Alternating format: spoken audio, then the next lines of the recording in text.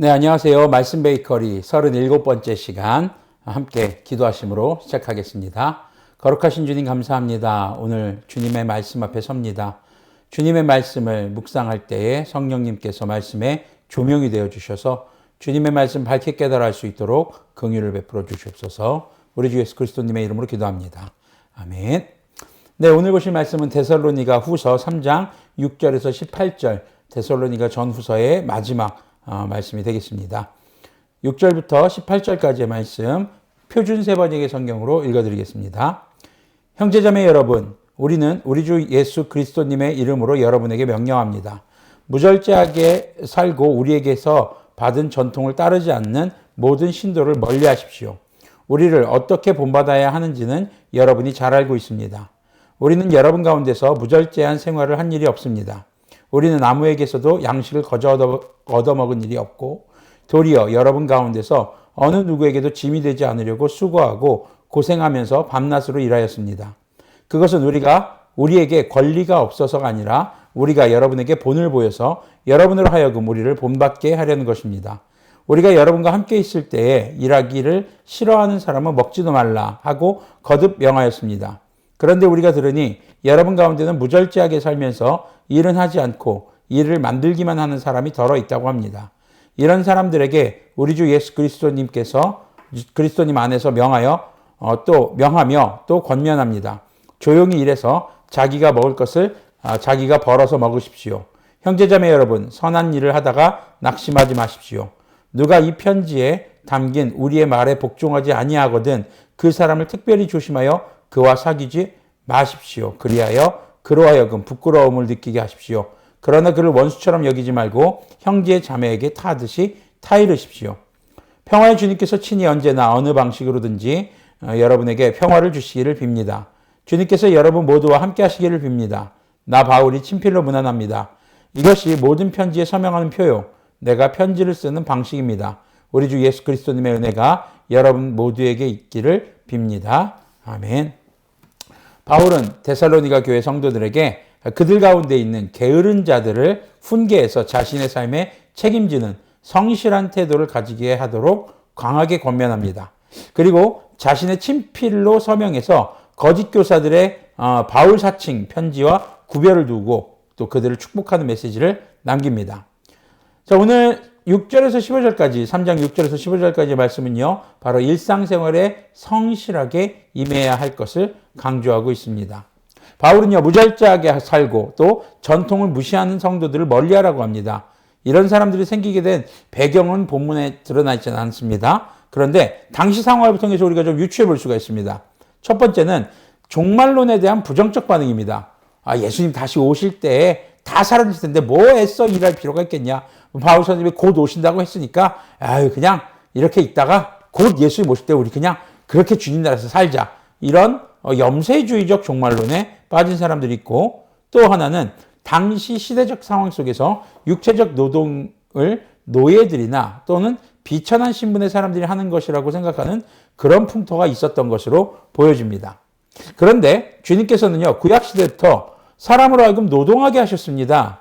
물론 사람이 노동을 해야만 생계를 유지할 수 있게 된 배경에는 아담의 범죄가 있죠. 하나님의 말씀을 지키지 않아서 그전에는 하나님께서 주신 것을 마음껏 누릴 수 있었으나 이제 일하지 않고서는 그것을 얻지 못하는 그런 벌을 받게 된 것이 노동이라고도 우리는 또 볼 수 있습니다. 그런데 이것은요, 죽을 수밖에 없는 죄인에게 바로 생명을 유지할 수 있도록 해주신 주님의 은혜라는 측면도 있습니다. 그렇기 때문에 우리는 우리 스스로의 생활을 책임지려는 노력이 필요합니다.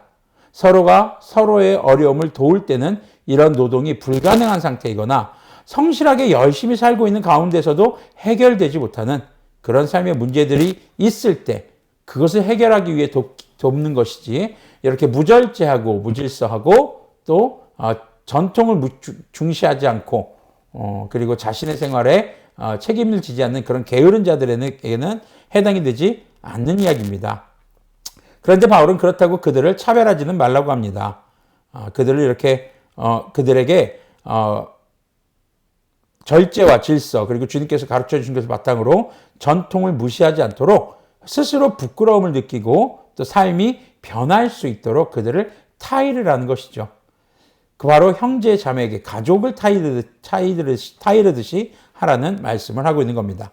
그래서 바울은 복음 전파 사역에 많은 성도의 후원들도 있었습니다. 그렇지만 틈틈이 사역지에서 천막 만드는 기술을 이용해서 선교하러 간 사역지에서 노동을 합니다. 노동의 중요성을 몸소 선교의 대상들에게 보여주는 것이죠. 그래서 바울은 우리를 보고 우리의 본을 받아서 그들이 성실하게 살아갈 수 있도록 하기 위해서라는 것을 밝히고 있습니다. 우리 예수님도 본격적인 하나님의 아들로서 구원사역, 바로 공생애를 시작하시기 전에 30년 동안 목수의 아들로 사셨습니다. 성경의 기록에 따르면 예수님께서는 자라가시면서 성장하시면서 주변의 사람들에게 사랑받으셨더라라는 기록이 있습니다. 자, 이것은요, 주어진 삶에 성실하셨던 그런 모습으로 보여집니다. 직업뿐만 아니라 가정에서도, 그리고 주변 인간관계에서도 모든 측면에서 균형 잡힌 그런 모습이기에 가능했던 것으로 우리가 보여집니다. 자, 주님을 예배하는 것과 복음을 전하는 일, 그리고 우리의 일상생활에 어떤 우선순위의 우열은 없습니다. 주님께서 주신 삶이기에 우리의 예배는 교회에서만 머무르는 것이 아니라 성령님의 충만한 예배를 통해 일상생활에 삶의 태도가 성실한 태도로 변해가야 하기 때문입니다. 주님의 일을 한다고 해서 자신에게 주어진 삶의 노동과 책임을 회피해서는 안 됩니다. 종종 하나님의 사람들이 하나님의 일을 하느라 가정을 돌보지 못한다거나 자기에게 주어진 위치에서의 역할을 소홀히 하는 일들을 종종 보게 되기도 합니다. 과연 그것이 옳은 일일까 하는 생각도 듭니다. 사역자만이 아니라 우리가 흔히 알고 있는 워커홀릭이라고 불리는 일 중독자들도 자신의 취미 생활과 또 기호를 추구하는 유흥적 삶에 한쪽으로 치우친 사람들도 또 그렇다고 볼 수 있습니다. 그리스도인다운 삶이라는 것은요, 균형 잡힌 삶입니다.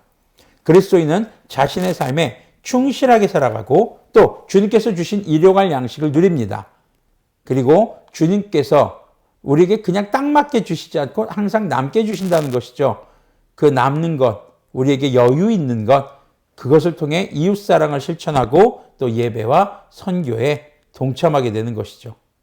그렇게 주님께서 우리에게 주신 삶에 성실하게 임하는 것은 바람직한 그리스도인의 태도라고 할 수 있겠습니다.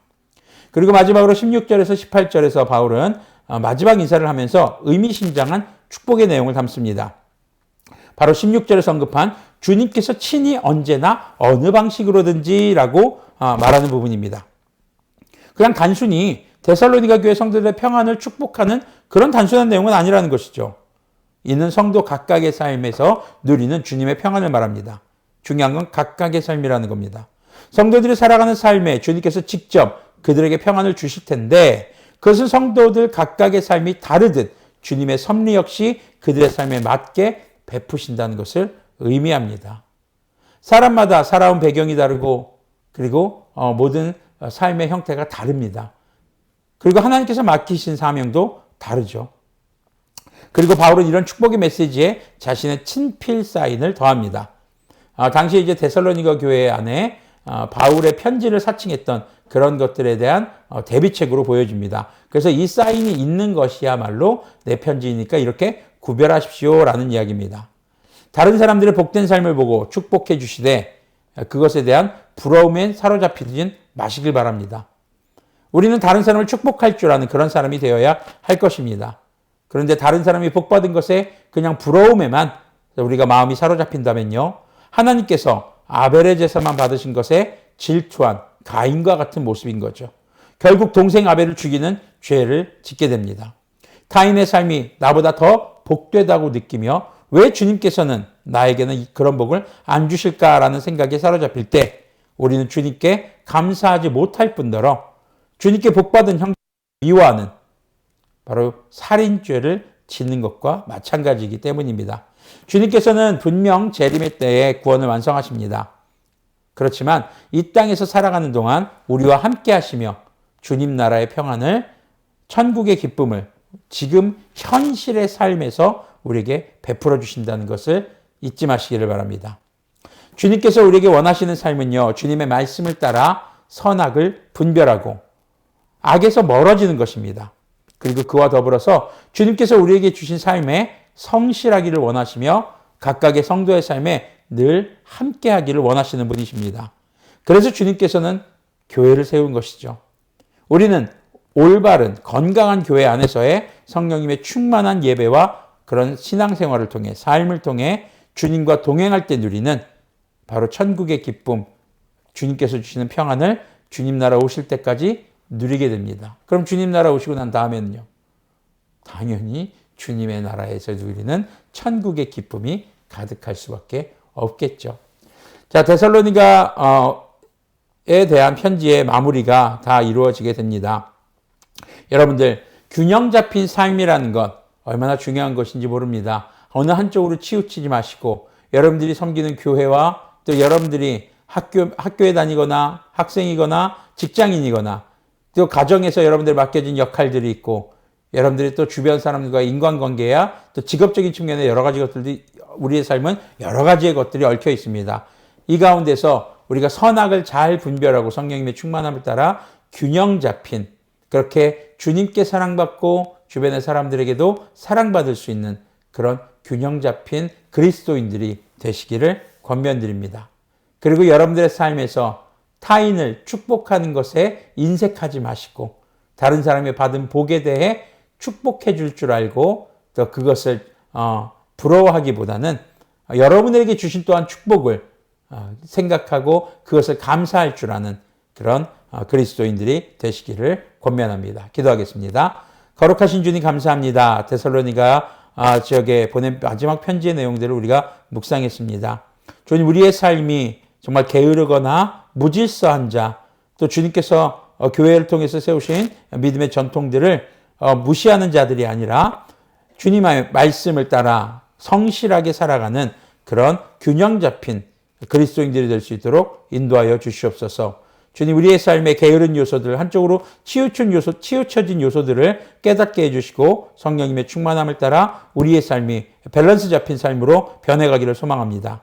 그리고 우리가 누군가를 축복할 때 인색함으로 하지 않게 하시고 주님께서 그에게 주신 복을 아버지 축복하고 축하해 줄 줄 알며 또한 주님께서 내게 주신 복을 깨닫고 감사할 줄 아는 그런 그리스도인의 삶이 되기를 소망합니다. 주님 나라 다시 오시는 그날까지 우리가 주님의 말씀을 주야로 묵상하며 선과 악을 구별하고 그리고 악에서 멀어지는 그렇게 그리스도인다운 삶이 우리 삶에 가득하기를 우리 주 예수 그리스도님의 이름으로 기도합니다.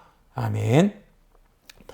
네, 균형 잡힌 삶 속에 베푸시는 주님의 은혜와 평강이 여러분들에게 충만하기를 기도합니다.